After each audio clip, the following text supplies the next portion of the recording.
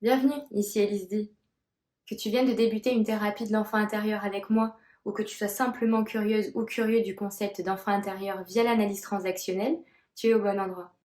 Pour info, cette vidéo fait partie d'une série de 5 vidéos qui, ensemble, vont t'éclairer sur comment fonctionne l'enfant intérieur et les autres états du moi, avec en plus des exemples concrets d'analyse transactionnelle.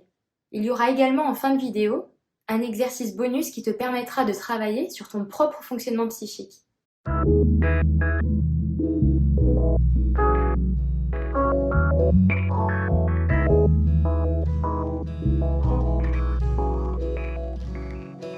Aujourd'hui, dans cette vidéo, nous allons voir en détail l'état du moi enfant intérieur. Rappelle-toi, dans la première vidéo, nous avons présenté succinctement qu'est-ce que l'analyse transactionnelle, ainsi que les 3 états du moi.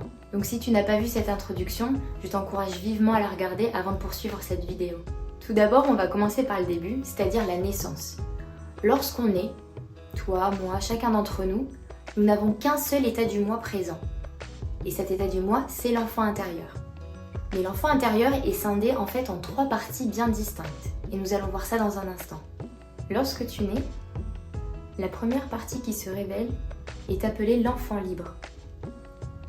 C'est en fait l'enfant libre qui éprouve les besoins naturels, tels que boire, manger, dormir, sociabiliser, ainsi que les sensations physiques et les émotions fondamentales telles que la peur, la colère, la tristesse et la joie, dont je parlais dans la première vidéo. L'enfant libre suit ses impulsions. Il est spontané, créatif. Il repère et répond à ses besoins de base. Ainsi, aujourd'hui, si tu as envie d'aller boire un verre avec tes amis, ou si tu te sens triste, ou quand tu te sentiras fatigué ou quand tu auras faim, tu te trouveras en fait dans ton enfant intérieur libre. Puis après seulement un jour passé sur cette terre, l'environnement humain apprend au bébé, puis à l'enfant, à s'adapter aux exigences, aux règles, aux normes en vigueur. Et en échange, il reçoit des signes d'acceptation, de validation et d'appréciation de la part des adultes. Là se forme la deuxième partie de l'enfant intérieur, l'enfant adapté. L'enfant adapté s'intègre à son environnement de 2 façons distinctes. Soit par soumission, on l'appelle l'enfant soumis, c'est l'enfant qui accepte de suivre les règles parce qu'il a intégré que celle-ci est juste pour lui. Soit par rébellion, on l'appelle dans ce cas l'enfant rebelle. C'est l'enfant qui réagit lorsque quelque chose ne lui convient pas. Il cherche l'incohérence de la règle, il pose toujours des questions. Mais attention, l'enfant adapté, soumis et rebelle, comme les autres états du moi d'ailleurs, ont chacun un profil positif et négatif. Nous allons de suite illustrer ça en mettant chacun des profils de l'enfant intérieur dans une situation où il réagit avec quelqu'un d'extérieur. Concrètement, comme tu l'auras probablement compris, l'enfant soumis, c'est celui qui dit oui. Ainsi, l'enfant soumis, dans son profil positif, comme je l'ai dit tout à l'heure, dira oui s'il pense que les règles et l'autorité sont légitimes selon ses besoins. Par exemple, au travail, si ton patron te demande une faveur en terminant à 19h aujourd'hui au lieu de 17h, pour terminer un dossier qui servira à la présentation du rapport annuel du lendemain, dans le cas du profil enfant soumis positif, tu diras oui, car tu sais que c'est une tâche importante qui va aider l'équipe et l'entreprise à se développer. Et puis aussi, tu aimes bien garder une image positive auprès du patron. Maintenant, imaginons le même scénario avec ton patron. Mais en fait, cette faveur qu'il te demande n'est pas exceptionnelle.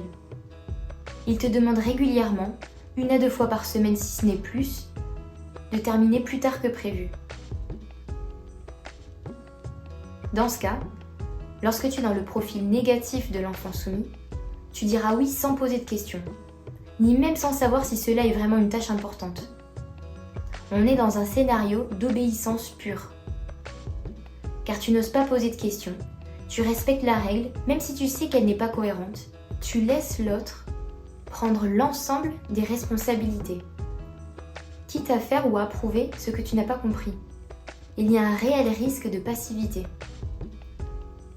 Parce que ce qui se cache au fond, c'est la peur du jugement, une crainte de l'autorité, une angoisse de se faire virer, etc. A contrario, l'enfant rebelle, c'est celui qui dit non, ou en tout cas qui pose des questions. Dans son profil positif, comme je l'ai évoqué plus tôt, il s'interroge sur la règle, il cherche à comprendre. Donc si on prend le même scénario, Si ton patron te demande de terminer ce soir à 19h au lieu de 17h, la réaction de l'enfant rebelle dans son profil positif sera de demander pourquoi, de simplement connaître la raison. C'est là que ton patron dira que c'est pour s'assurer que le dossier soit ficelé pour la réunion de demain. Et de là, l'enfant rebelle positif acceptera ou refusera cette demande, mais en expliquant de manière justifiée et raisonnée pourquoi il ne le fait pas. En disant par exemple « Ah mais ce dossier ne me prendra pas plus de 30 minutes à clôturer. Je le ferai demain matin, première heure. Je me suis déjà bien avancée sur mon planning cette semaine. » Alors que si tu es dans le profil négatif de l'enfant rebelle, tu t'opposeras systématiquement. Tu rejetteras la faute sur l'autre. Tu auras mauvaise foi. Si on prend encore ce scénario, quand ton patron fera sa requête, si tu es dans ton enfant rebelle négatif, tu refuseras catégoriquement et protesteras en disant que toi tu as fait ta part pour aujourd'hui, que si le dossier n'est pas terminé, c'est la faute à Roger, qu'il a mal fait son taf, et que de toute façon personne ne se rend compte de l'effort que tu fournis pour cette entreprise. Derrière ce comportement, il y a souvent un sentiment de ne pas être compris, que la vie est injuste, une peur d'être exploité, un besoin de reconnaissance et ou un sentiment de supériorité parfois. Alors concrètement, il apparaît quand l'enfant intérieur ? Eh bien à chaque fois que tu te trouves face à une situation qui engendre une émotion ou un besoin, mais aussi en réaction à quelqu'un d'extérieur qui se trouve lui-même dans son enfant, parent ou adulte intérieur. Maintenant, il faut dire que chacun d'entre nous développe ces deux facettes de l'enfant intérieur, la facette de l'enfant soumis et la facette de l'enfant rebelle. Cependant, tu auras une tendance générale à être plutôt l'un ou l'autre, et une fluctuation plus ou moins importante entre le profil positif et le profil négatif. Et du coup, cette adaptation à ton environnement s'est jouée entre tes 0 et tes 12 ans. Et pendant cette période, tu as créé une construction profonde de ta personnalité avec des schémas comportementaux spécifiques et une vision du monde, une perception qui t'est propre. Si bien qu'il est assez difficile de changer cette construction une fois la cloche des 12 ans sonnée. Donc si avant ça tu as évolué dans un environnement sain et protecteur, tu auras les bonnes cartes en main pour appréhender ce monde un peu imprévisible. Cependant, si ton environnement a été instable, ponctué par des traumas, perturbé par de la négligence, des abus, alors il sera beaucoup plus difficile pour ton adulte en devenir d'aborder sa vie sereinement. Si tu te trouves dans le deuxième cas, où la vie n'a pas épargné ton enfance, même s'il est assez difficile de changer son fonctionnement, cela n'est pas impossible. Et comment ? Grâce à la plasticité de ton cerveau. Qu'est-ce que c'est la plasticité ? En fait, la plasticité, c'est cette habilité du cerveau à se reprogrammer en quelque sorte quand tu en as besoin, grâce aux influences, aux apprentissages de tous les jours. Et donc c'est comme ça qu'en thérapie, grâce à l'analyse transactionnelle ou de ton côté chez toi, tu vas pouvoir t'exercer à reprogrammer ton cerveau et changer justement ces schémas comportementaux et réactionnels qui sont toxiques. Cependant, il faudra de la motivation et de la consistance pour reprogrammer son cerveau, car malheureusement, on ne change pas de bonnes vieilles habitudes comme ça.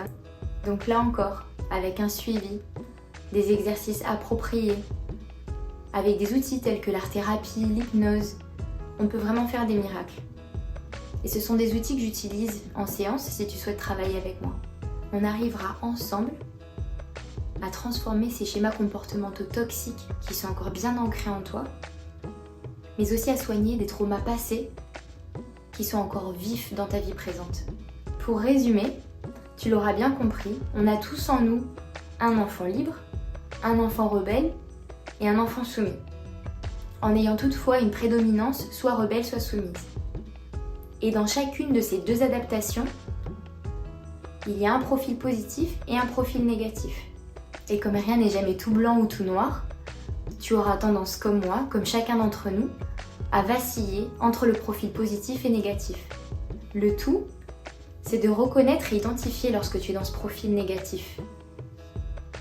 Et c'est là où la thérapie de l'enfant intérieur via l'analyse transactionnelle intervient. Déjà, elle te permet de rencontrer ton enfant intérieur.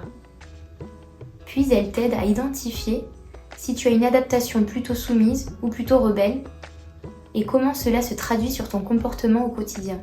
On observe également quand et comment tes profils négatifs apparaissent dans ta vie et comment tu peux revenir vers un profil plus harmonieux. Et rappelle-toi, ce qui est formidable avec l'analyse transactionnelle, c'est que tu peux l'utiliser pour comprendre et transformer ton propre fonctionnement, mais aussi transformer les relations avec ton entourage, avec ton ou ta partenaire, ta famille, tes amis, tes collègues, patrons, etc. Voilà, le chapitre sur l'état du moi enfant intérieur se clôt aujourd'hui.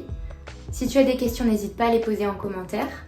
Si tu as aimé la vidéo, mon enfant intérieur libre serait ravi de voir une montagne de pouces bleus et bien sûr de te voir souscrire à la chaîne. Et si tu penses aussi que ces informations peuvent aider ton entourage, n'hésite pas à les partager. Partage et impacte la vie des gens dès aujourd'hui.